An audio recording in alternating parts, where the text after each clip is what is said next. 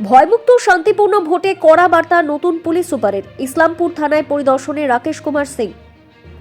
আসন্ন নির্বাচনে অবাধ, সুষ্ঠু ও ভয়মুক্ত পরিবেশে শান্তিপূর্ণ ভোট গ্রহণ নিশ্চিত করতে পুলিশ সব ধরনের প্রয়োজনীয় পদক্ষেপ নেবে। রবিবার ইসলামপুর থানায় পরিদর্শনে এসে নিচুতলার পুলিশ কর্মীদের এই বার্তাই দিলেন ইসলামপুর পুলিশ জেলার নবনিযুক্ত পুলিশ সুপার রাকেশ কুমার সিং।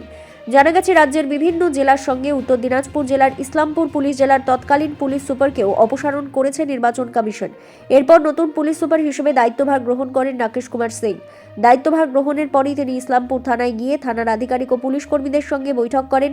বৈঠকে তিনি স্পষ্টভাবে জানান, নির্বাচন কমিশনের নির্দেশ মেনে অবাধ, সুষ্ঠু ও ভয়মুক্ত পরিবেশে যাতে শান্তিপূর্ণভাবে ভোট গ্রহণ সম্পন্ন হয়, সেই লক্ষ্যেই পুলিশকে কাজ করতে হবে।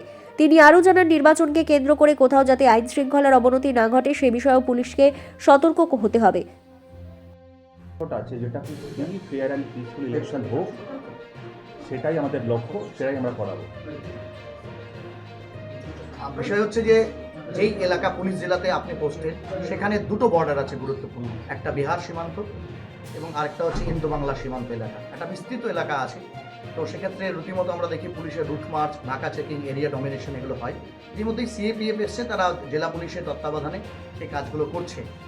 কি বার্তা দিতে চাইবেন সাধারণ মানুষের উদ্দেশ্যে বা পুলিশ আধিকারিক? আমি যেটা আবার বললাম আপনাকে, কি মানে ইলেকশন যেটা ভয়মুক্ত হয়, নিরপেক্ষ হয়, শান্তিপূর্ণ হয়, যা যা করণীয় সেটা কিন্তু আমরা কিন্তু গ্রাউন্ডে করছি।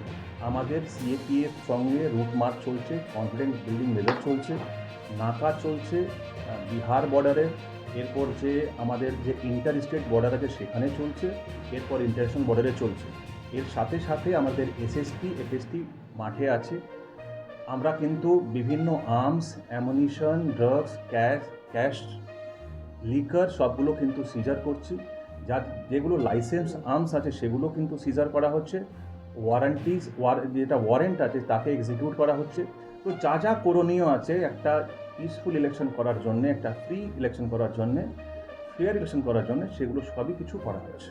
স্যার, একটা বিষয় বলছিলাম, যেহেতু ভারত বাংলাদেশ সীমান্ত বিধানসভা হচ্ছে গোয়ালপুর, রামপুর এবং চোপড়া, বিধানসভার উপরে কীভাবে নজরদারি চলবে?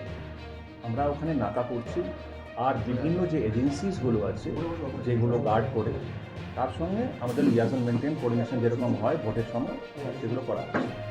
স্যার, একটা বিষয় যেটা দেখা গেছে যে বিগত দিনগুলিতে যেরকম ইলেকশনের সময় বেশিরভাগ এই মানে ইলিগাল আর্মস এই সমস্ত বেশ কিছু এখানটায় দেখা যায়, যে এগুলো রিকভারি করতে কি কিছু আপনাদের স্টেপ নেওয়া হবে? সেটা অলরেডি আমরা কিন্তু মোর দ্যান 50 আর্মস রিকভারি করেছি।